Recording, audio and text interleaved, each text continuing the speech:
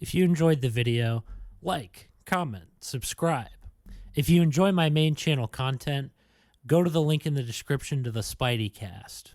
This week on Gaming Dudes Podcast, the Game Awards was a tough... That was a drain. That was a tough episode. Draining, because we wanted to get it all out of the way to not have to watch it a third time. And it time. makes me sad because there was no funny moments afterwards. Like, there was no...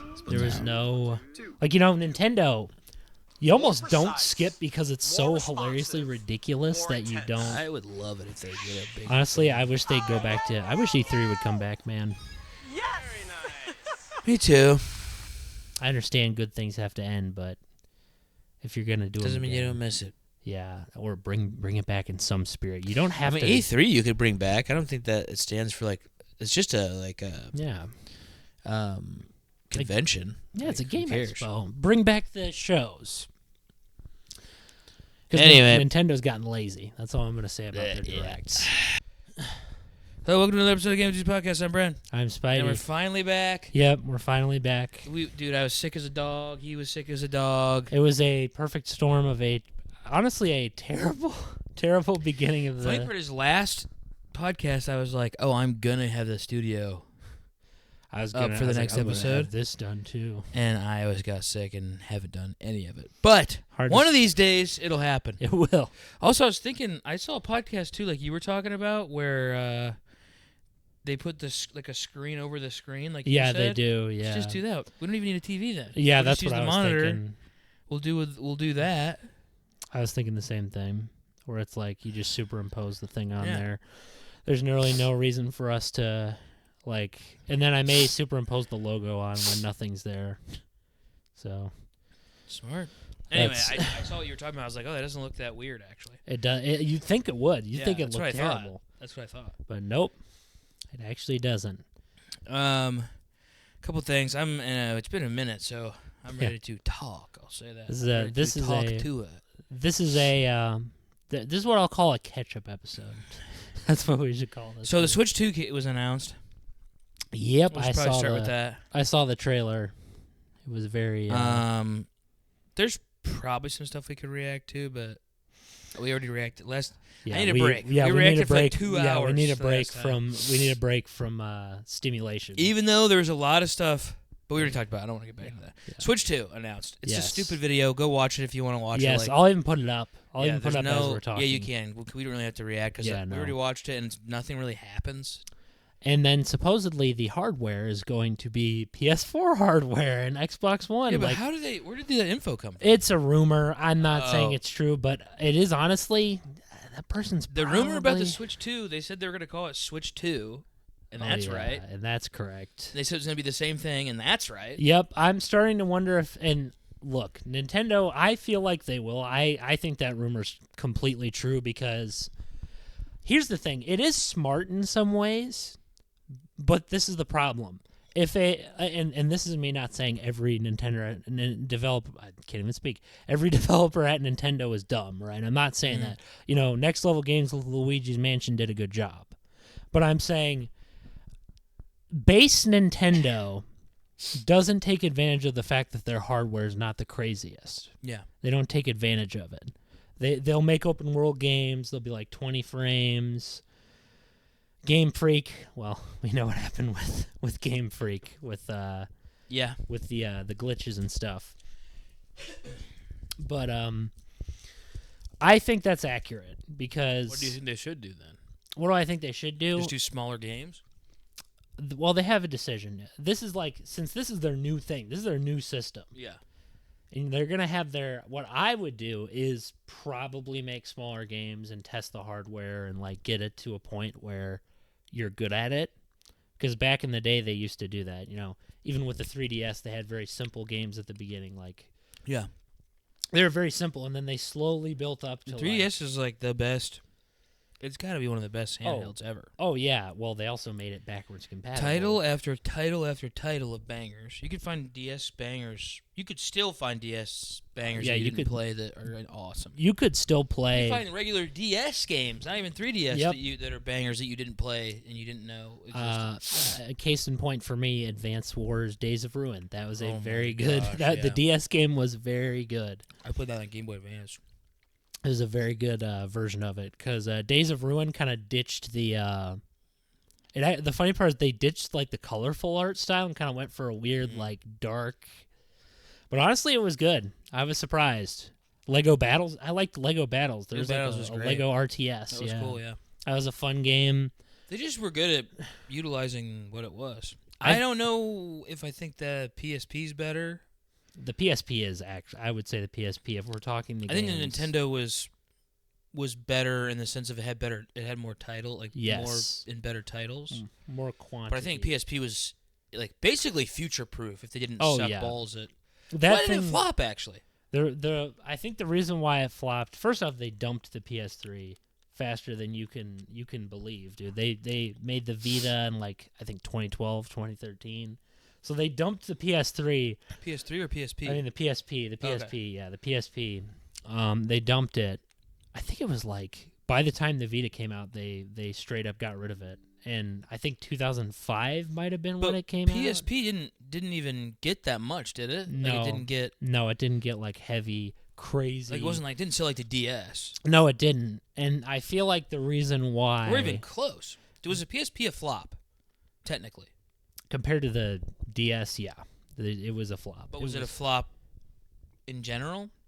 I don't think in general it was a flop. I just think compared to the DS, I'd have to throw the statistics. It was a lot more expensive, wasn't it? Yeah, it was. That's probably part of it because this is the thing. It's a barrier to entry. Not every kid, especially back then, you didn't have almost anything. I remember as a kid, we had to go to a sucky movie theater with sticky floors. The place was awesome. Even though I loved it. The cheapest movies ever. But I'm saying, like, this is what Nintendo's smart about. Sometimes gross is not gross, but sometimes janky's kind of fun. Yeah, it is. Like, yeah, I'm sad that place died. But what I was saying is it's comparable to that. Like back in, I think Nintendo's smart making their stuff cheaper. They are, and I'm gonna be honest. If they break the $500 barrier, they're gonna fail.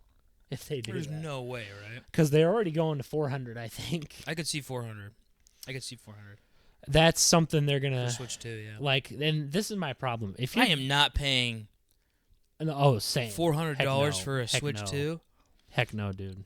You would literally have to release a Mario Kart game that looks so good that I can't stop. It would have to be Zelda, or it'd have to be a Pokemon game that I can't play on the Switch 1. Same. Otherwise, there's no way. And they are going to make exclusives for it. I heard they're actually going to, but there will be some that the big. Yeah. Do you think Mario Kart will only be on Switch 2? I think so, dude. I mean, that's going to be one of the earlier releases is the new Mario Kart. Which is smart because Mario Kart's so popular. Like Mario Kart 8, dude. Keep in mind that's a Wii U game, and then they ported it to Switch. I still play Mario Kart, and I think that's love Mario insane. Kart 8. And what I'm hoping for this thing, if they're smart, because they did really well with Mario Kart because they release old packs. They have like a GBA pack. Yeah. They have DS. So there's all these maps you can do where it's like you get to play all these ones that you love. Like all these tracks. I firmly think Mario Kart needs a game that just in the box has those maps. Yeah. All of them. Every single Don't map call it like Mario series. Kart 9, just call it like Mario Kart Online or something. Or Mario Kart Collection. And then it's like, oh, cool. So then everyone's just like, oh, yeah, this is just like this a bunch of... Because if you give it another number, people are assuming that there's going to be a bunch of new... They already said they're going to do a bunch of new mechanics in 9 that weren't in Mario Kart before. But I'm saying, I'm with you. I think they need to not have the name... Like, you know how Mario Party had Top 100? Mm-hmm. I don't play Mario Party. Yeah. But, like, you need to throw some kind of name like that. Something that's different. I don't think you should go for like number 7, number 8. Yeah, you don't need to go for numbers now. I think we're getting to the point where at some point you're going to have number 15. I mean... You could literally probably call it Mario Kart, and that's it. People wouldn't say anything. People wouldn't think anything of it. What about a full reboot? That's what it would be. They just call it Mario Kart. Kind of a full reboot. I think that this game is going to have a lot of different stuff. I know they're keeping all the stuff that people love, but apparently they're like changing up a lot of stuff. Like, or they're adding a lot of new mechanics. So it's more like it's kind of I don't know what I feel about it. Like, I'm excited, but I also think that Mario Kart simplicity is what makes it fun. Like super fun. They can't go too crazy. You can be. There's a high skill ceiling. Yes. Those kind of games are so fun. Oh, I agree. Nintendo's weirdly good at making games where because you can be chill. Yeah. But there's a high skill ceiling if you want. It's like even Smash, I'd say, is that too. That's what I was thinking of. Like, you could be chill and have a blast if you want, but you can also be insane if you want. I thought of a kind of a dumb idea. So, you know how every time they make sequels to games, they try to connect it. Let's say Zelda and stuff. They try to connect the timeline. What if they rebooted it? What do you mean? Oh, Zelda? As in full reboot. As in we start with a new timeline. Maybe from Ocarina of Time as the beginning point. Kind of what Breath of the Wild was. Well, this is the funniest part about it. They didn't know. They're like, oh, it's in the timeline, but it's not. But it is. They're kind of flip-floppy with it. I'm saying we're going real reboot. Yeah, I mean, where we go into I feel like even if they say it, Breath of the Wild feels like Majora's Mask. You know how Majora's Mask had a new place? You weren't even in Hyrule. It'd be cool to have another game. Oh, true. Where you're just I'd like to see that guy again. Obviously, Hero of Time again, because another game with him in it. Also, pardon the noise that I'm probably. You may not even hear it. You may not even hear it. Maybe you don't. It's my dryer. Probably won't. Or my washer. You probably won't even hear it. Doing a big loo. Realistically, because I'll just throw in a noise gate. But yeah. What I was gonna say is, I feel like Metroid is something that needs a genuine reboot. That game deserves a reboot. Change, in my honest opinion. That was the most boring game I've ever First-person shooter Metroid Prime. with a story, an actual story. Take out the backtracking. I would make it an action game with minimal puzzle elements if I were doing that. Very small, kind of like how Zelda does it. It's not primarily a puzzle game. It's more of a action/puzzle/ this. It's many things. The problem with Metroid is it's just a puzzle game. That's all it is. A backtracking puzzle game. Thinking about playing Metroid on the GameCube makes me want to throw up. And that's what I'm saying. I'm not over-exaggerating. And I agree with you. That's what I'm saying is... I was so irritated at how bad it was when I played it as a kid that I swore it off. I thought I was going to throw... I felt ill. I was so hey, this is so bad. This is so dumb. Mechanically, this is terrible. Boring. I couldn't figure out where to go half the time. No dialogue. No. It was terrible. But... I'm saying you could really... I think they need to, for that series, because the fans always complain, why isn't it more mainstream? Chozo. Oh yeah. Chozo? The Chozo? Yeah, that guy. Fake excitement, basically. Straight up fake. I'm sorry, people who watch videos. Those people are not excited. It's just the truth. Yeah. Most creators that are branded don't actually care. Yeah, I mean, I'm probably jaded, but it does seem so. You know what's funny? I was talking about you for a second. I know we're kind of everywhere, but we haven't had a Ramble episode in a while. No. Those, the content creators that do... I like the content creators who, will film themselves on their phone or whatever and just, hold it. They don't have to do the shots where it's like a movie. No. I hate that fake, they go and they set down their camera and then they walk away and then they... You know what I mean? Into the so frame. They'll go and they'll set it down somewhere and then they'll walk back and then walk forward so you see them without the camera for some reason. No, that's lame. I hate it. Makes me. I will click off the video. I'm glad I've never seen anyone like that. To be honest, I'm glad I never. A lot of outdoors YouTubers do it where they're they just I don't know. I get wanting drone shots and stuff. That's one drone shots are cool. You going and setting your stuff down, setting your camera down and then walking back to get the shot of you walking forward is the most third world stupid thing. I'm glad I've never seen. Like I said, I'm glad I've never seen this. Well, a lot of times they're not showing you that they're doing it. They just show you the shot of them walking. So it's if they don't have a cameraman. Do you understand what I'm saying? Yeah, I know what you're saying. Okay. I know what you're saying. So it's every time I see a shot like that, I'm I know exactly what you did. You walked you did You stop double to triple the work so you could get one shot. You put down thinking that I'm going to think it's cinematic or something. You're saying you put down your camera. You were there already, basically, and then you walked off frame and walked back in. It makes me, it's probably a problem with me, but that style feels so fake that I'm like, dude, can we just get like? I love it when people are like this and they're just out there. It happens a lot. Like, yeah, I'm in the wheel, like I'm out here, like and they're filming stuff. They don't even necessarily have to have the camera on them. Sometimes they're like filming other stuff. I like it when it's candid. Not when it's like you're talking about like it's very documentary-esque when I'm like, they dude, do that. Shut up about you getting your shot of you climbing that, hiking that little mountain, right? Like hiking that hill. It's very much that you did twice because you're an idiot and want when it's for a shot. When it's for like comedy, I think it's funny, but when it is for the sake of like that's different. For the sake of like actually trying to be artsy. I mean, dude, artsy. The whole concept of artsy YouTubers, every facet of it is terrible. Dude, there's a funny thing about that's interesting because a funny thing about me is that I wanted to be perceived as like really artsy when I was younger, like a thespian, kind of like a movie man, like an edgy like poet or something. Like that. I as when I was younger could even be my early 20s. Like I would count. I'm 34 that too. now. Like I kind of think in my early 20s, late teens, I wanted to be like artistic somehow, whether that be drawing or like. Yeah. Granted, drawing, putting the time into me just seems like torture. It is if you actually want to be good. If you like actually genuinely want to be good at it. But once you reach a point where you're just like, whatever, it actually isn't. Like I said, with the whole journey I went through, I just got to a point where I was like, whatever. You know, I can draw something that looks like Bruce Timm Batman. I can draw something that looks like Justice League, and I'm okay with that. Now, our sister is insane with art. Yeah. She's literally put a lot of time in. She did put a lot of time in too.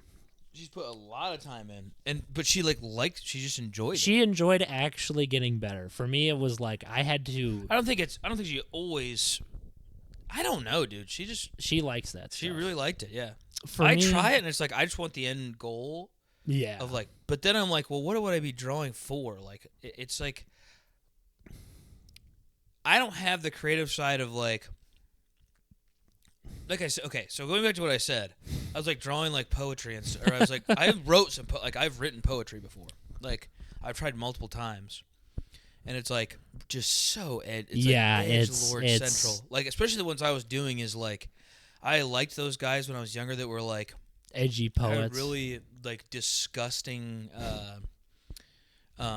almost like David Firth. You remember him? No, he did Salad Fingers and you're talking about that guy. Boy. Oh my gosh, Salad Fingers. So I didn't want to be that.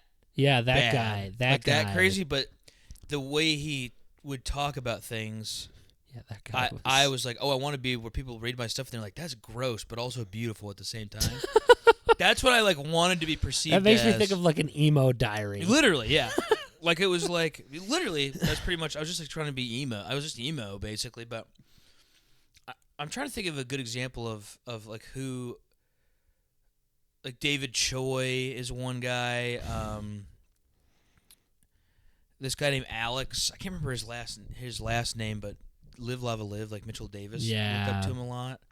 Like that guy, that kind of stuff where it's like, oh, gross like just kind of disturbing drawings with like little drawing. I really want to do a poetry book where I had like little drawings that I did and then like a poem, usually like gross out stuff. But I want it to be like deep, but also like kind of I want it to be deep and disturbing. That's what I want. Yeah, I mean that's how some shows are. But I mean, I stopped because I realized I just wanted the image. I didn't care about. Yeah, you didn't care about the actual. I've wanted to be like perceived as something, so I wasn't actually doing it because I wanted to do it. I was like, I want people to think. Like I want to be famous for this, so people think that I'm like this deep, like edgy guy. I mean, dude, that's which is just like teen, like, the faux intellectual stuff, basically. Yeah. Yeah. But with that being said, you bring up art. I don't get it.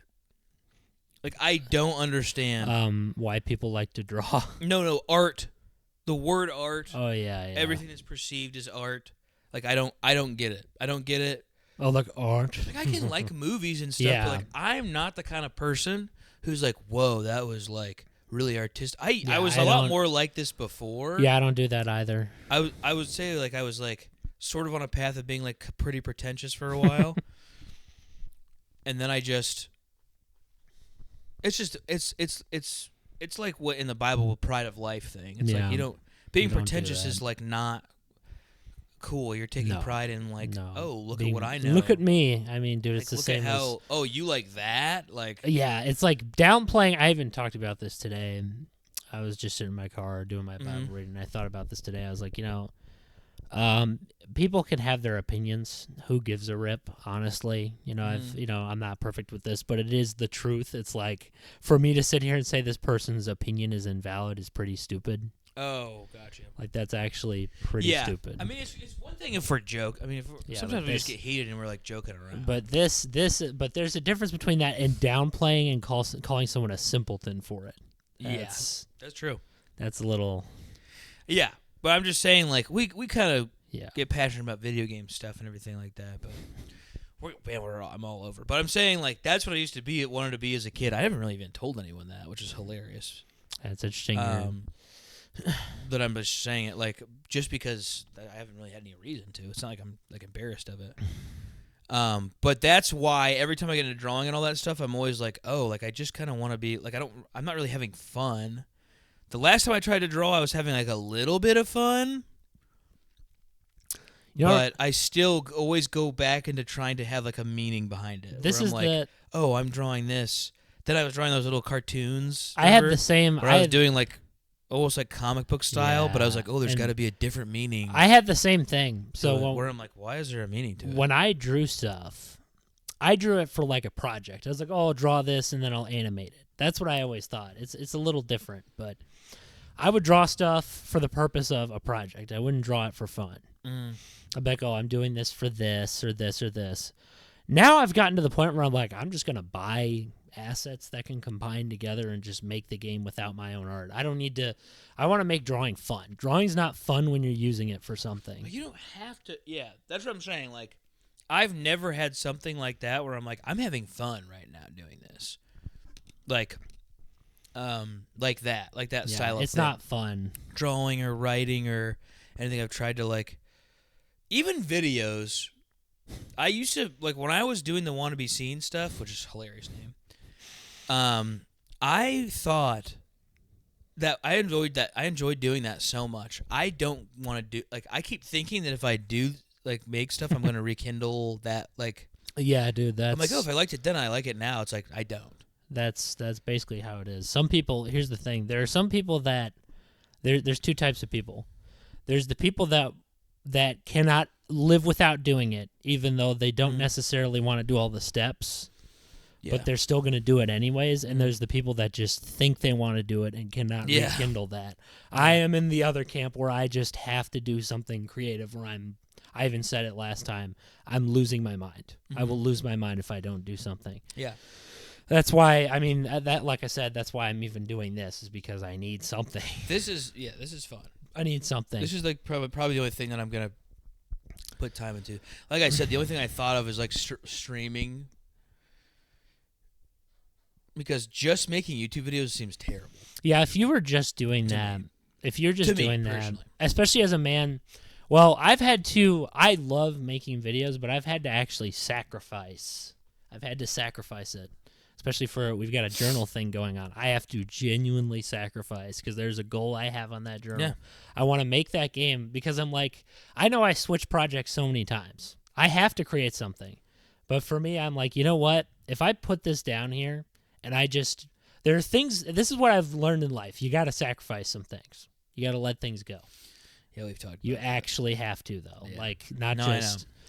The difference, the actual sacrificing is hard because, so if you've listened to episodes before, we've talked about this before, where we're like, okay, yeah, you have to like sacrificing some of your time, being like, okay, this shiny new project seems fun, but sometimes you got to sacrifice to actually finish something. Yeah, you have to literally give up. And I mean, John, I'm at this point in life where I have to just choose. I just have to actually choose. Like, if I'm gonna waste my time on something, it's got to be only one thing. To be honest. Yeah. I mean, it's sort of like, yeah. See that's basically. It's like a career. It's like you're either going to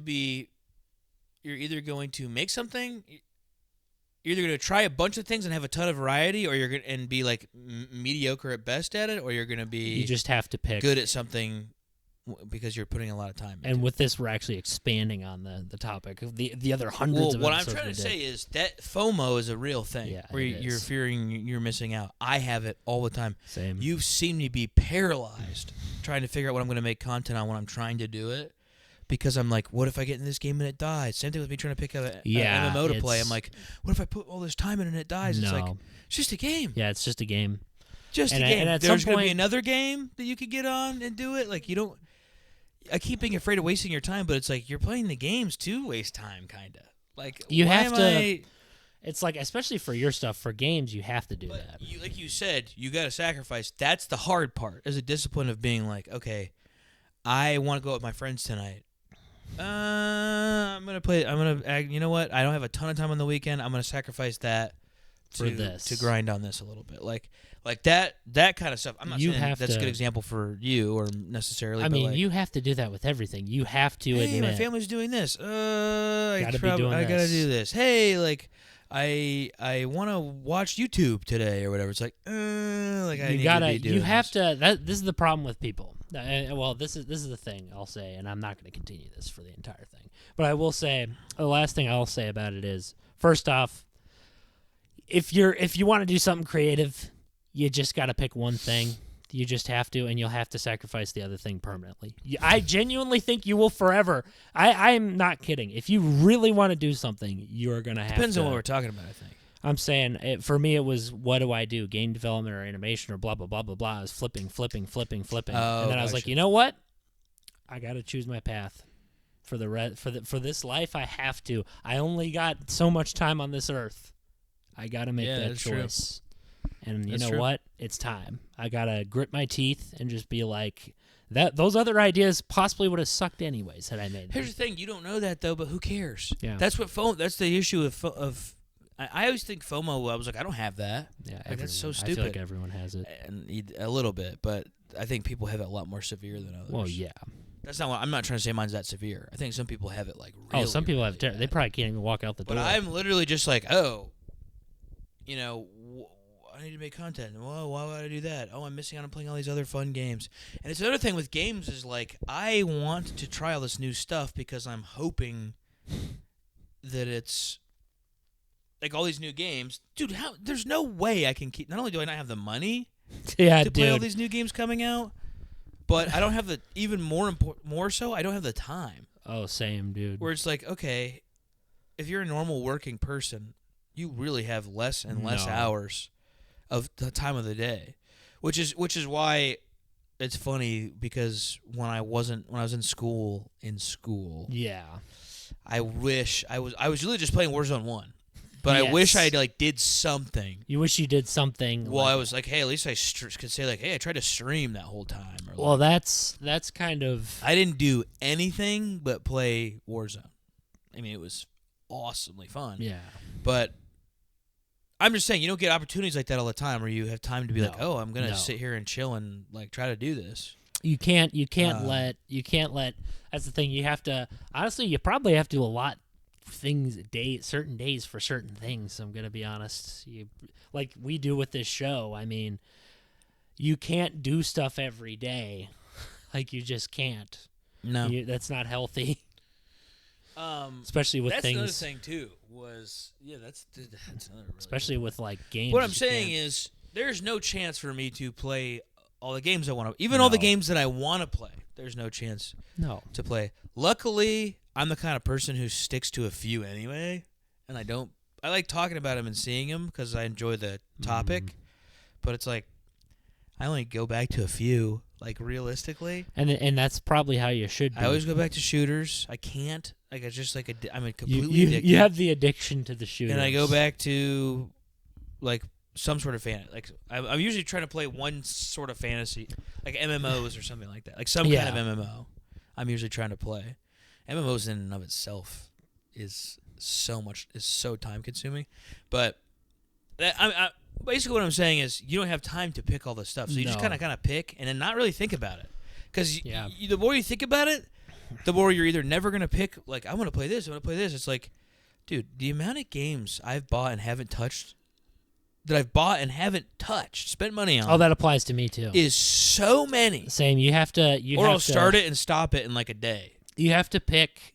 Sometimes you got to force yourself to finish it because the goal is at the end. You got to realize that there's a goal at the end, and that's the thing. I may not necessarily be like immediately hooked in, especially these days. It's real hard to get me hooked in. You got to really get on the single player side. You really got to hook me in to make me interested, because most of the time it's all these days. It all blends together. It's all very samey. Art styles are the same. I feel like in some ways shooters, I feel like the multiplayer side of gaming is in some ways flourishing, but the single player side is kind of dying. Yeah. I'm not going to lie to you. I think it's kind of bombing. Yeah. I think multiplayer as a whole is kind of, it's innovating. They're trying different things. That's what they're doing. They're trying different things. They're making things unique. You open up a shooter, and at least it's not exactly the same, is what I'm saying. Yeah. The base experience is not the same. No, they're different. Yeah, they're different. They play a lot differently. Of them are very different. Valorant's different than CSGO. CSGO is different from Call of Duty. Call of Duty is different from Apex. Apex is different from one-player games. PUBG, which that was a hell of an experience. Are just open world. Huh? One-player games are just open world. Oh, yeah. That's all they are. That's all they are these days. Yeah, honestly, the most fun I've had playing a single-player game in a long time was Mario Odyssey, like a new yep. like a new game. Yep, and that's from 2017. Yeah, that's not even new. Yeah, see what I'm saying? It's very... And Indiana Jones has been really fun. That sounds cool, but this is the problem. With that other side of gaming, they actually try different things. Like they don't stick to one style.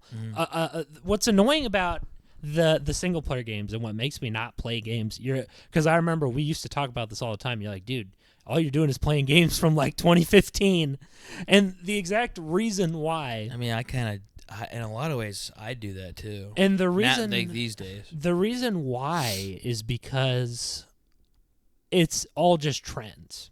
Like, I used to talk about how, multiplayer has trends, but here's what's nice about it. They try to do the trends differently. Mm-hmm. Every day with single-player games, it's open world. Maybe you have towers. Let's say Ubisoft. They have their style. You find towers. You leap off of them. Mm-hmm. You do these things. You have an empty open world. Like, games are empty. They have less content. They do. They're not even finished when they. They're not even finished when they released. And what's nice about MP games is they're going to be updated. They're going to be updated. They're always going to have content's going to come pouring in. Single player games. Why are they taking less time with this? Why? You need to take more time because all your game is a story at the end of the day, dude. It's an interactive story. Really. It's an interactive story, and depending on what it is. If you're going to if you're doing this is my problem with it. You have to make it finished. You have to finish the game. I'm sorry, you have to finish it. You can't just be like, we got to rush it out because we have a deadline, an audience, and this and this and this. It's like, you can't do that. You can't do that, or it's going to never stick out. For me, none of these games have stuck out. I brought up Fallen Order back in the day. Didn't stick out at all. It was just tombs and stuff. Didn't stick out. Some bad things about that Assassin's Creed, that Asian one. Oh yeah, dude. It's people have tried it recently, and they are. There is no way Ubisoft is going to be around. I firmly don't think so that either. Much longer. They are dishing out flop after flop. Yeah, they're going to die. Ubisoft's dead. I feel like there's no way they get to keep going. In fact, this is kind of an interesting topic. But Ubisoft, here's the thing. stinker after stinker. Someone is going to buy those properties from them. I sure hope so. They will. I don't think those properties are going to die. We need that. Because it's like, dude, they make billions. Even if they suck, they make billions, like millions of dollars. But I do think Ubisoft... they've had some pretty bad... Dude, what about... Splinter... We haven't seen a Splinter Cell in decades. I know. What's up with that? Oh, actually, not even decades. Like I'm starting to think Rainbow Six Siege is like the main thing helping them right now. It's the only thing keeping them alive. It is. What else do they have that people are playing? Nobody cares. This is what's funny. They did that Avatar game. Oh, flopped. Dude. Oh. They spent so much money on that. Assassin's Creed. I mean, that's kind of what it's like. They have done like. When's the last time we got a good Assassin's Creed that people love? You want me to be honest? No, like it's been forever. You want me to be honest? I will say Valhalla, which we were complaining about, was better than anything we've seen recently. Almost. Even that I don't really count. The last almost perfect Assassin's Creed game was Revelations. That was the last one, and that was in 2011.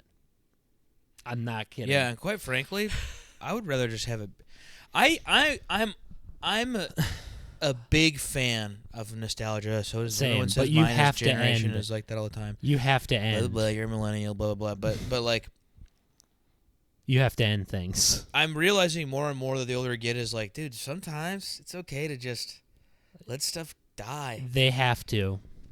Not even die. That sounds like rough. I don't let care. It sail off into the sunset. I don't care about you like. Think about this. First off, I can name countless series. Oh, dude, but like, it's not even about naming series. It's about like when everyone. I was going to use this as an example. When I played Warzone 1, I literally blew my mind. I remember I've talked about it so many times, but it's like, well, it's good that it did. It was like, oh, this is the most fun game. I'm not kidding. Warzone 1 is the funnest game I've ever played in my life. And I have no doubt. Out of any Call of Duty, out of any video game I've ever played, Warzone 1 is the most fun that I have ever had on a video game in my life, like by a long shot. And there will never be something to replace that. I keep chasing that, especially because they're still making Warzones. So I keep chasing that where I'm like, oh, dude, I want that game back. And I think when they bring Verdansk back, it'll feel that way, which I'm kind of worried because I'm probably going to like lose my mind once it comes out. I'm not going to lie. Actually, no. Don't worry about it. I know why. Dude, they're putting a map in. This is the problem. It's not just it's the not the map. same game. It's not just the map that's going to draw you in.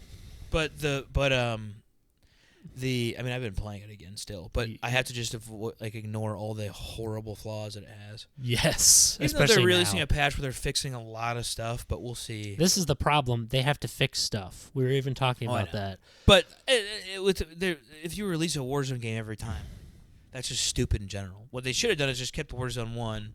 Yes. And had that be something like PUBG, where it's like the game is PUBG. Yes, it's Warzone. You can make a new COD, and the new COD is multiplayer, and Warzone's a separate thing. It has to be. And just have the team who originally made the Warzone 1 just have them work on Warzone 1 the whole time. Unfortunately, and make that a perfect game. You and I both know for a fact that it's money. I mean, it's all money. Yeah, it's very money, much. It's money. It's all they care about. They're going to keep making this thing over and over. There is something fun about it being different.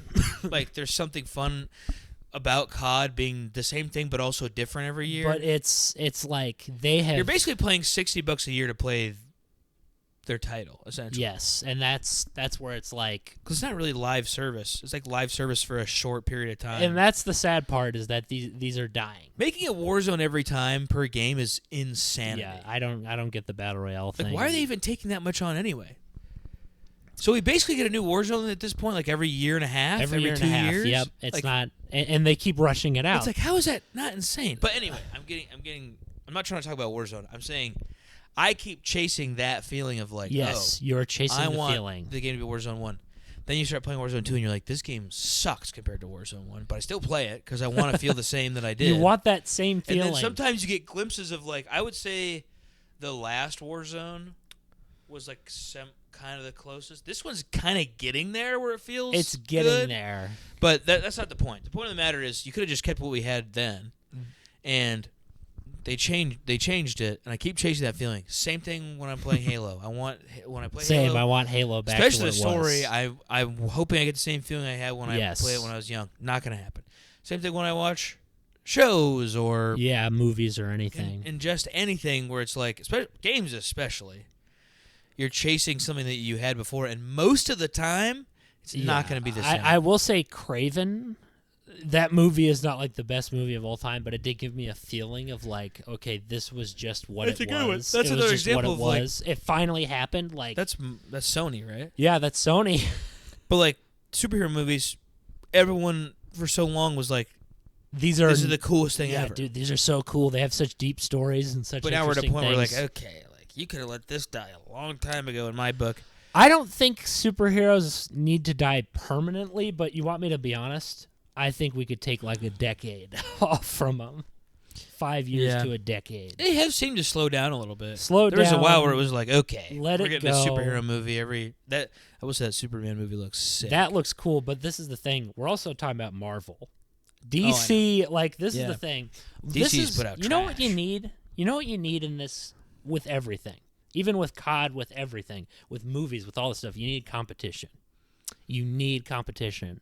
And COD has no competition. It has none. Yeah, X-Defiant tried, and I played it, and that was Ubisoft. Yep, Ubisoft. That was fun. Dead. That's because of Ubisoft, too, man. See, this is the thing. We need people to rise up. We need original storytellers to come up and challenge these companies. COD having competition would be good. It's just that I was telling Tyler this the other day. I come back to it because there's nothing. This isn't even me giving it a compliment, right? I'm just saying the style that it is. What is like it? Nothing. Give me an alternative. Now give me something that has the same gunplay. Nothing. I firmly believe someday.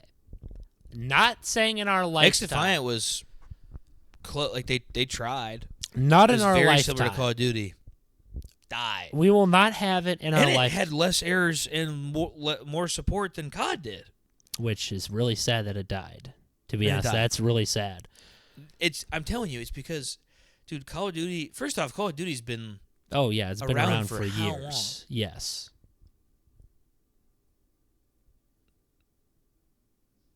Yeah, I'm just thinking. I do think. I understand people look at stuff with rose-colored glasses. If I'm being honest. Yes. I was stoked for Verdansk to go away because I was bored of it. Yeah, but now you want it back. But what I'm saying, then you get Caldera, and then you're like, you're excited for a little bit, then you're like, you're excited at first, then you're like, oh wait, this is way worse than Verdansk was. What we had, yes. I don't know why they couldn't just have 2 maps instead of. So you could have variety. Even having it rotate would be cool. Have variety, so you're not just playing the same map all the time. Like PUBG does that. Yes. Which I've been playing that on console, and that game is phenomenal. That game on PC is embarrassing. I don't know what's happening. I don't know what's happening. I think we just jumped in at a time where it couldn't be in a worse state. Yes, and I feel like I got a virus. Same. I'm probably gonna have to restart mine too. I'm gonna buy a whole new system in general. But True. Outside of back to what we were saying. What I'm saying is that you're right. Competition is good. If there's no competition, how does something get better? Yeah. I don't get the split team thing. I don't get the split teams. Yeah. The Call of Duty split teams. Why not just be one team? That's what happened with Sonic 06. We just talked about that, getting a little off topic. Yeah. They had 2 separate teams. They split the team midway through development to work on secret rings. Was Call of Duty always? It was always. You always had split. You always had Treyarch and Infinity Ward. You always had. And they still do it. Yes. And so Raven Software is just a. They just help out. They're like a Warzone kind of thing. They also help with. They always release the patch story notes too. and stuff. They work do? on story as well. I kind of like Raven. A little bit. Well, because they made Jedi Outcast and Jedi Academy, brother. They did? Yeah, dude. Raven That's Software why you did. like Raven. That's Raven why Software made that. Yeah, that's why you like Raven. That's awesome. That's why you like Raven. Those guys actually seem like they try somewhat. Yes. You want me to be honest? Just give them Warzone. Just give them all of Warzone. Yeah, I honestly give them COD. Give them COD. I wouldn't mind it, honestly. Give them COD. Stop this split thing. Because I actually really think the multiplayer is fun in this Yes. game. Like the gunplay and the multiplayer is fun. Obviously, I understand like the Obviously, maps. Some of the maps are pretty small, which I don't care But I do kind of wish there was a variety of big and small instead of being mostly really small. Because Search and Destroy feels like you're just playing team death, but you're dead permanently. This is my problem. You had a point with those multiple team things because why do they do? So they've always had that. Yes, COD's always had two studios. They did. Yeah. Why? I don't know. Like, what does that accomplish? I don't know, man. Just gives one team a break, I guess. For a year. But I think you're right about this. I think they were handling it wrong. Back then, they were okay. They were fine. They were better. Delivering. Yeah. But I think now... Did we get a COD every year back then, too? I think we did, yeah. But this is what I'm going to... What happened? This is what I'm going to say. We're in an era where that needs to change. We need to change... I think the whole industry needs to change, where we have one developer. We don't have people helping with stuff like... Developer. Halo had... a random team helping with their multiplayer, which, Infinite was probably good because of that. But we need that team running every part of Halo. Like the multiplayer guys? Yes. Did 343 make the multiplayer? No. I think it was some other Those guys team. Fully need to be think it was. doing the rest. And what I'm saying is they need to be doing everything. The story, the multiplayer. Dude, just release Halo as a multiplayer game and you don't need to keep the story going. I would like to see more campaigns. Me personally. too, if it was good. But you know why it's bad? You actually said that the new one wasn't that bad. There's a reason. Though. Yes, this is the problem. They played it too safe. That's my issue. I remember you said that. Like they went back to Halo 1 in a way, and wouldn't you know it now, they're literally going back to Halo 1 to remake it. So they're playing it even more safe. This is my problem. Dude, we don't need another Halo 1 remake. No, we don't. The first one was not bad. But we're using the new engine. Like, no one cares. No one cares. And what I'm telling you is, you know what these companies need to be doing? Get their head out of their butt. When they're writing a story, they're going too crazy in one direction or the other. They're either being so different it's not the same thing, or they're being so safe that it's literally beat for beat like the first game or first movie or whatever. It's like, we need to have innovation and creativity. Yeah. We need to be like, okay, where's Chief going? We'll have a completely new enemy. None of the Covenant, none of the stuff. Well, remember the trailers made that one cool brute guy look sick. And yeah, the Banished were the best part of the campaign. I'm so excited about that. Banished were the best part. Honestly, the regular characters were insufferable. The weapon and the pilot, awful. The weapon's just ooh-woo cutesy Cortana, so all the sarcasm's gone. I like that. Dude, she's so bad. Also, riddle me this. I know that there's like complaints we had about the Cortana story. Yes. But I was interested in what was going on with her. I was invested too. You're telling me we didn't get any... They didn't talk about it at all? Yes. They literally... They had her end up failing at the end. So they did show her failing.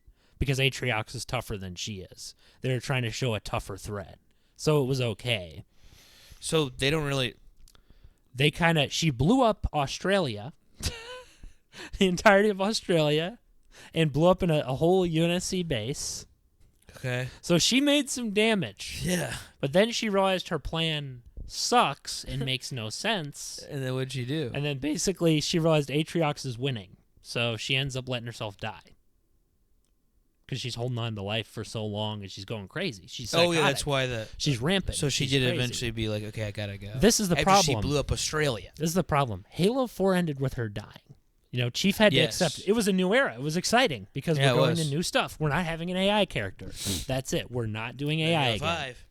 But then 5, they're like, oh, she's alive. And they show her as a villain. And it's like, why is she back in the story? Yeah. Weird. But then you're like, okay, what? I was whatever. What's happening in the next one? And then they're like, no, she's dead. By the way, she's dead. And then they bring out the weapon. And it's like, you're just rehashing Cortana. You have to stop. This is the thing. Chief, this is what I wanted to build up to. Chief letting go of Cortana. Him letting go of AI. Him, talking to people more.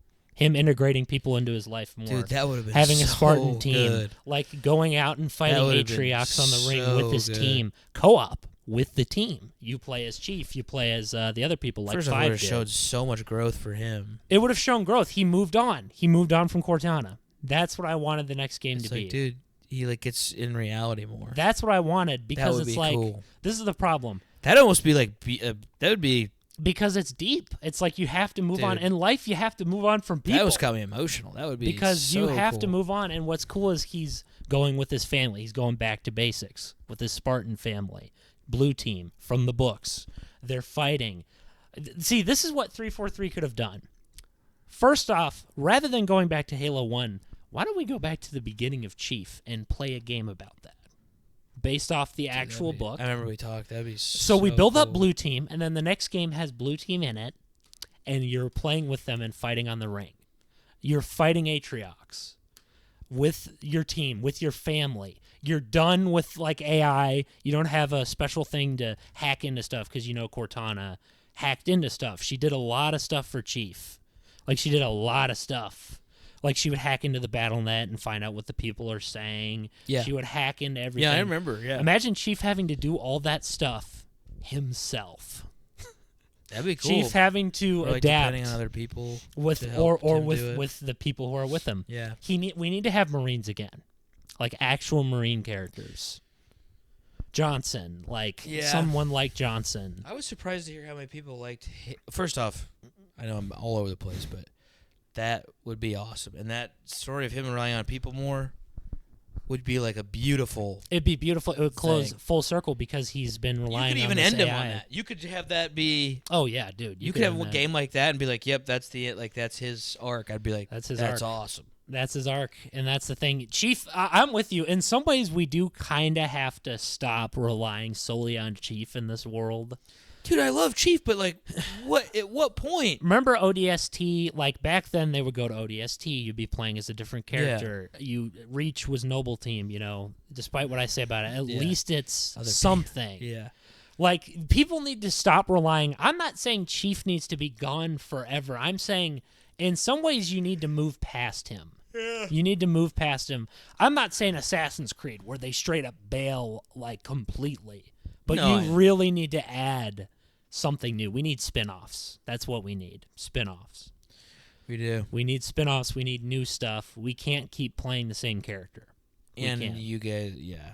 We need to shut it down. But dude, what I was trying to bring up was Halo 5 multiplayer. Like people were obsessed with. What's funny is why did so many people like it? I hated it. I hated it too, and that's because it was almost too sweaty. So many people were like, "Oh, dude, it was shit." Like, they loved it. Most people would actually say that it's better than the multiplayer we have now. But I think there's a reason why. I feel like this game's more like the older ones. There's a reason Halo why. Halo 5 felt like it was like COD-ish. There's a reason why people like, or at least it looks like it. There's a reason why people liked it more.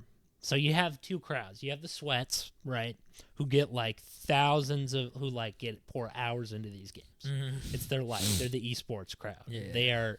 5 was their it was like a competitive arena shooter thing where you had like crazy movement where you could leap around and like slide.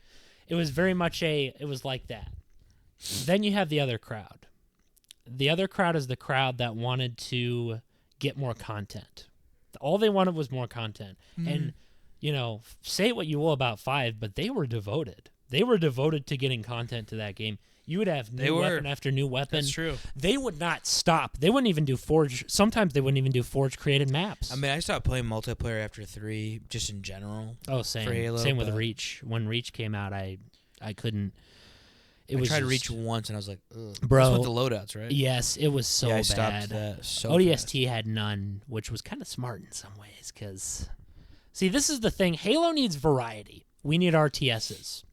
We need first-person shooters. Right. But wait, so what content did they were bringing weapons and stuff to it all the time? They brought weapons. They brought maps. They brought, there was gaps, but they put Forge in early. They put Infection in pretty quickly. You'd have, a couple months. So besides the story, Halo 5 was pretty good then. Halo 5, content-wise, support-wise, great. The community content, in some ways, it was at its best. Dang. Because it was like the old days. Guess I don't know what I'm talking about. That's what Halo 5 was strong at. The problem was you had writers that were edgy. They saw Bungie's idea. They were like, oh, Evil Cortana. Bungie had that idea. Let's steal it from Papa Bungie. Here's an idea. How about we stop thinking about these things?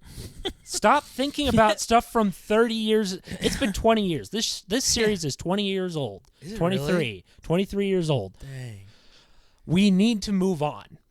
I'm okay with Halo rings coming back because we had a gap with it. But we need to move on. We need to introduce more characters. See, you know what Bungie did that was good?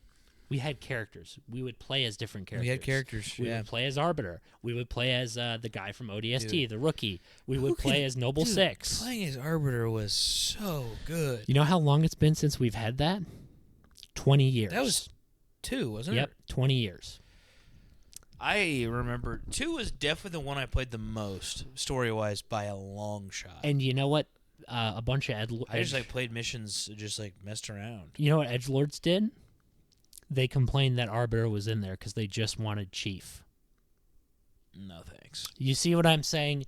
Wait, so who do we have in 3? You basically the co-op partner was Arbiter, and all you played as was Chief, and that was cool. But here's the problem: 3 I remember being good, but I don't remember. I liked the multiplayer, and I wasn't really didn't care about the story as much. The story was fun. I think it was a good conclusion. It was good, but it was not as iconic. I feel 2 is I could play that. Oh, same. I could play that over and over again. This is what they need to do. Like you're saying, you are kind of right about this.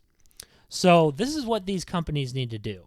Before we end this, companies need to be brave. They need to be brave and be bold. Halo 2 was a bold game. The first game you only played as Chief. The second, they added the Covenant perspective. Yeah. It's the craziest thing ever. And they make you kind of oh. And you're invested in this guy's good. Both not stories. Not all these guys are bad. Not every. You feel sad when you kill elites now because they're people. Not all elites are bad. They're just in this cult thing. They're people. Yeah.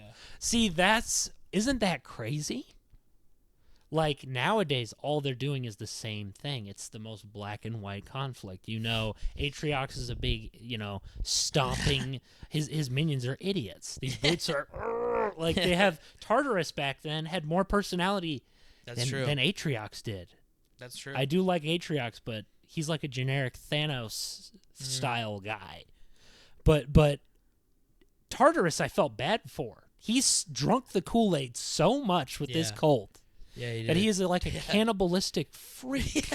He eats elites. Brutes eat elites. They do. Yeah. Oh. They feed him to jackals, too.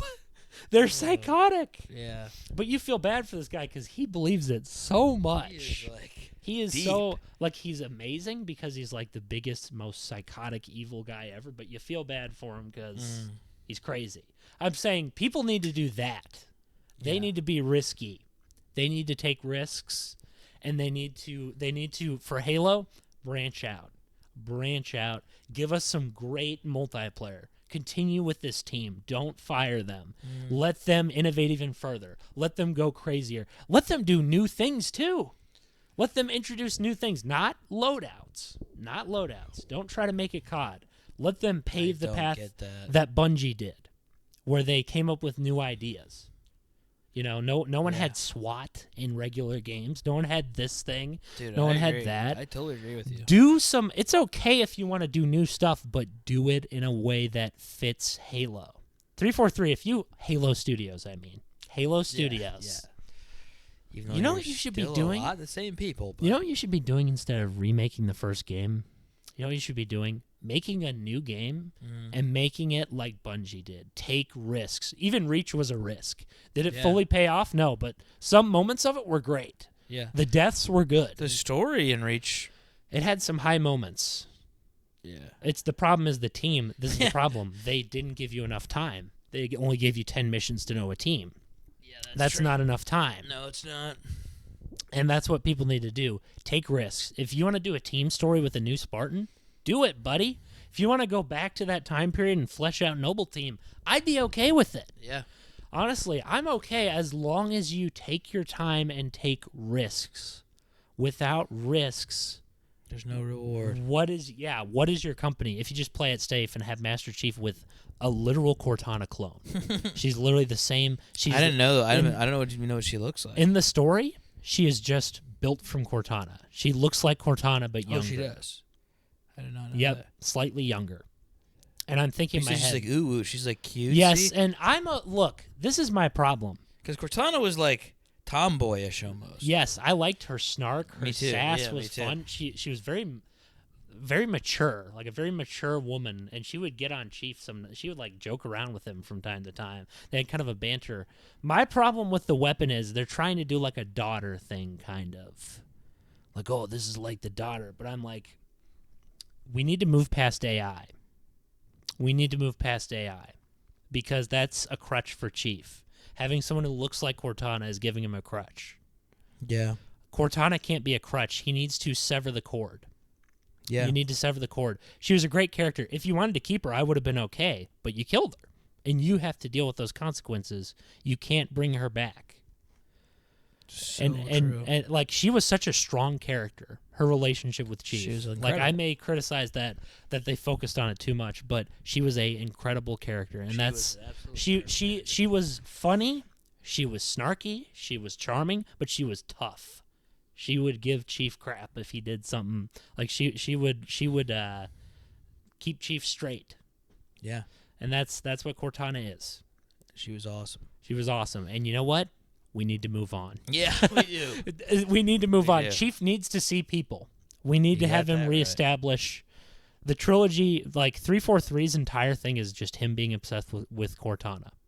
That's all the plot is. I know. Move forward. He is. Now I think Sometimes a little too obsessed, it seems. and it's like to the point where she's the only character he deeply talks to. But that's why it's cool. The idea you had. Yes, move on. Because that would be like really cool. We have to move on. You know, we're not getting rid of Chief, but we do need to distance ourselves from him. Bungie was smart because they distanced themselves from him. They knew that if we're going to have a big story, that's going to have Chief in it. But we have to have spinoffs. We have to give me an Arbiter game. Where's my Arbiter game? Noble Team. I'd take another game with them. Johnson. Can I play as Johnson? Can we go to the first contact of the Covenant? That'd be crazy. Can we see the beginning of the war without having to read a book? You shouldn't have to read a book to appreciate the story. You should play the game. Didn't Halo Wars kind of dip into the past? It did a little bit, but like to the point where Sucks they use the name Halo Wars for the the RTS. because they could have done like all these past things. Oh yeah, called they Halo could have. Wars. They could have done everything. They could have done the very beginning. An RTS in the beginning of Halo. See, this is what I'm saying. These people. I'm repeating it. We're getting close to the end here, but it's like it's the same with Assassin's Creed. Assassin's Creed does the opposite. You know why Ubisoft is failing? Because they didn't stay in their lane. That's the problem. Ubisoft needs to understand the opposite. Like they're going too much. You are, and this is the rails. thing. Japanese should have never been picked. I'm just being honest. The Assassins, you want me to be honest about the Assassins as a whole? Once we got to Renaissance Italy, that was fine. I was able to pass it up because it was Ezio. He was a good enough character for me to suspend my disbelief. Like, okay, they existed for this long, even though they only existed in the Middle East. Yeah. It was just the assassins from like 1100s. That whole area, like that kind of like stylistic kind of matches a little. So I was like, I could buy this. See, that's fine, but once you get to Japan and It's all like- that stuff, So you tell me there were creeds in every single and then like country and every single. the Civil War was cool, but this is the problem. I'm not gonna lie. Some of the ones I liked, like with the newer ones. You're talking. Civil War Syndicate. one was cool. Syndicate was pretty cool. Syndicate was cool. Pirate one was cool too. Pirate one But was cool. this is the thing. They still kept it slightly focused on the Creed. Slightly. Now it's just so. It's There's so. no Creed. So it's like there's none. And I played Mirage. Mirage. Was there any Creed in Valhalla at all? No. It was basically just you're just like if it is a Creed, it's only in name. You're a Viking. That's what I was saying. It's it seemed like a Viking game, which we talked about. It's the same with Black Flag. This is the problem. You are going so far out there, and Black Flag succeeded because it had good lore, a good connection between. It did. It's like, oh, you're the dad of Hatham, and he connects to Connor. Like, Yeah. see, that worked, but you can't do that again. You can't. Like every time, it's like, how far are we gonna go down? We can't. Like we need to go back to We need to go back to basics. You know what we need to do? We need to bring back Altair. He had 2 games. The man had 2 games. You want to bring people back and put them in seats in playing these games. Bring back Altair and flesh out his story. That's my problem. They're like, oh, Mirage is it's returning to form. It's not returning to form. You're not returning to form because guess what? Did you play it? Yep, I did. That's what I thought. And it was the most uninspired thing I've ever played. I'm just being honest. It looked cool, but this is the problem. It played it too safe. Played it too safe. I mean, I was kind of like out of it so long ago. Like I did play. Like I came back and played Syndicate, and I came back and played. I don't blame. I played some like one-off ones that I was like, these are pretty good. But if I played everything, no, I'd be like, oh. And I've played. I was basically done with it after like 3. I was like, okay. Most this is awesome, and this is all I need to see, really. This is the thing. I want to see more. Could have ended it there, and I wouldn't have even story. I wanted to see more of his story. 2 games. They gave me 2 games. How many did Ezio have? 3.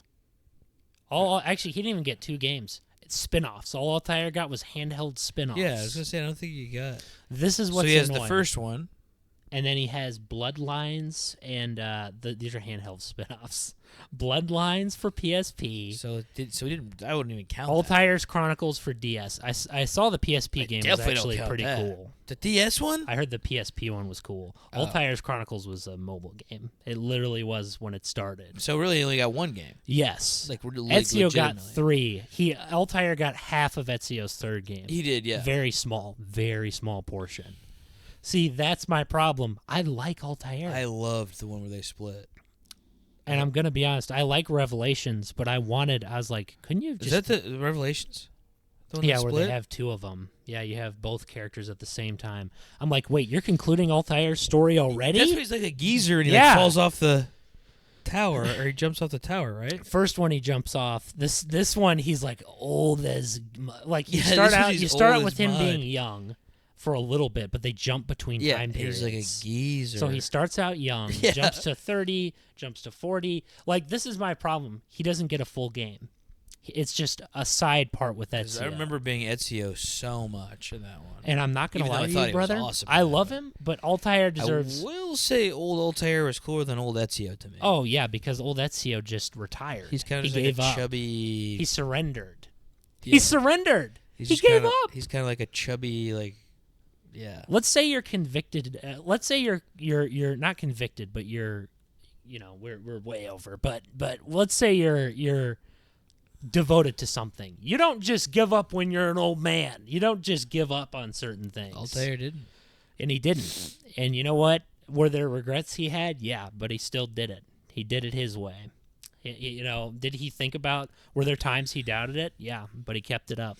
They're very good counterparts to each other. This is my problem. Because Altair's cool because you get the side of like the strict, like really truly devoted guy, and then you get the kind of like playboy, like which I like, almost like Iron Man of the superhero of like Assassin's Creed. Yeah. But here's the thing about Ezio though. I will say Ezio's way less of a douche than he grew up than Iron Man. But he grows up. So that's one thing I liked about Ezio. He grows up so much. Yeah, he grows up so much. True. Yeah, because Altair was just kind of like a pro from the get-go. And he had his little arrogant arc at the beginning, but after that he's all the way up to the he's at the top by the end of it. And this is what I wanted. I wanted to see his story from the beginning. How did he become this devoted man? How did he? I would have taken because Ezio's old in the 4th one, right? Yeah, in Revelations, that is technically the 4th game. Wait, then what's the 3rd one? 3, they just called it 3. Wait, who's in it then? Connor's in AC3. Oh man, I got my timeline. Yeah, their numbering is like. So 1 is the with the golden apple, right? Yep, that's Altair. 2, Ezio finds the apple. It's Ezio. Yeah, and then Brotherhood. I remember that. Is Ezio, which Brotherhood is phenomenal. Is that the next game? Yep, and then Revelations. And it was a perfect ending to his story. What happens in Brotherhood? Is that when he's like, my next conquest? No, that's the 2. He's more like mature in Brotherhood. He's a leader. What's the one where you're shooting the cannons on the wall? That's Brotherhood. That's the 3rd one? Yep, technically it's 3. But Ubisoft sucks with numbers. Okay. They're so that bad. one I remember vividly. Brotherhood is so good. Revelations. So I guess I played 4 of them then. Yep, you played all 4. You played 1, 2. Because Revelations is when he's an old geese. Yep, he's old. His old arc isn't as good. I'm going to be honest. Is Revelations where they split the game? Yep. Okay, then I have played them all. And this is what bugs me. Not as good as. This is what bugs me about his story. The problem with it is Ezio easily bails out. He's the most notorious figure of all of Renaissance Italy, and he can just live normally with his wife, not in hiding. Yeah, my disbelief is pretty high, man. Yeah. Like, he can't just retire and be done. This life, once you're in this life, you're in it forever. You can't leave. So you might as well stick with, and this is my problem. They're trying to say he's a mature mentor. He quit, dude. People don't just quit. You know what's funny is I get older 52. too. Ezio, I used to like Ezio way more. Yep. And as I get older, I think I like Altair more. Now Ezio's beginning is super strong. It is. It's super strong. His middle chapter's really strong, but his final chapter, I used to think Revelations was like, his ending was a masterpiece as a kid. Yeah. I was like, oh, he can retire now. But I'm like, wait, retire and be with his family? He made a commitment to all these people that he was going to uphold their tenets and live for them and for other people and save people. It's like Altair knew he couldn't end all conflicts, but he knew that he could help the next generation. That's what he did. He prepared the next generation. Ezio didn't. He trained one Chinese girl. That's all he did. And then he left. He died. He trained a Chinese girl and he died of a heart attack because he was too out of shape. That's his ending. Sounds like me. He's 52. Actually, he's like 65 and he dies on a bench. It looks like he gets assassinated. It does, yeah. I kind of thought he did when I first. Because there's a guy who walks up to him and puts his shoulder on him, and Ezio's like kind of concerned, and then he just dies. Which people theorized that was him being poisoned, but that's what I thought happened. That would have been a better ending in some ways, because it proves to him, hey, dude. Or was that just death? That proves to him, guess what? You can't leave. I remember I either thought it was him getting assassinated because he couldn't leave, because he wasn't supposed to leave, or I thought that it was like the Grim Reaper or something. That's why I was like, a lot of people actually speculated that too with the Grim Reaper thing. Those are the only 2 things that I thought it could possibly be. What is it actually then? Just some rando? He just some rando shows up, pats him on the shoulder, and leaves, and then Ezio has a heart attack and dies. Why does he look concerned when he sees the guy though? He's like annoyed because it reminds himself of his younger self. That's the speculation. They don't tell you about his ending. Huh. So it's like, people can say it's a heart attack. I forgot that even happened. But that's what bugs me is that's his ending. That's how my boy goes out.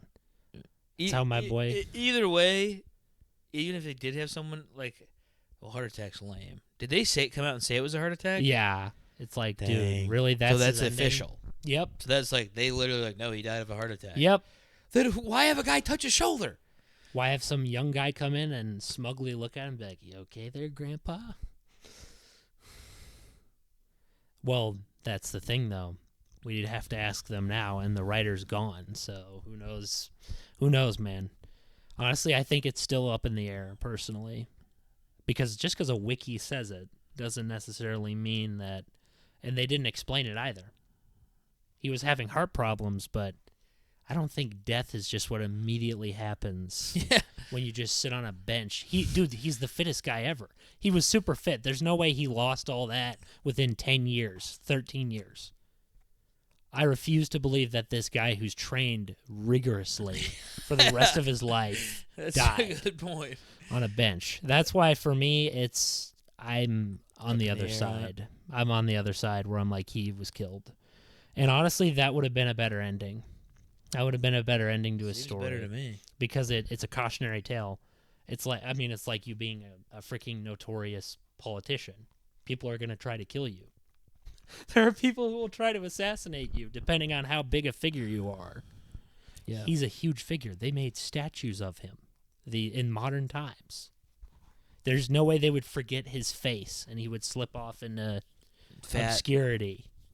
Into fat, like being an old, decrepit old man.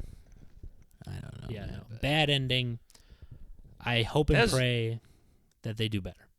Me too. This was a fun episode. We haven't rambled, just gone off in a long time. And I apologize for being scatterbrained as well. No, I don't apologize. I sometimes it's fun, especially after we. The Game Awards was a tough. That was a drain. That was a tough episode. Draining because we wanted to get it all out of the way to not have to watch it a third. And it time. makes me sad because there was no funny moments afterwards. Like there was no, like Nintendo.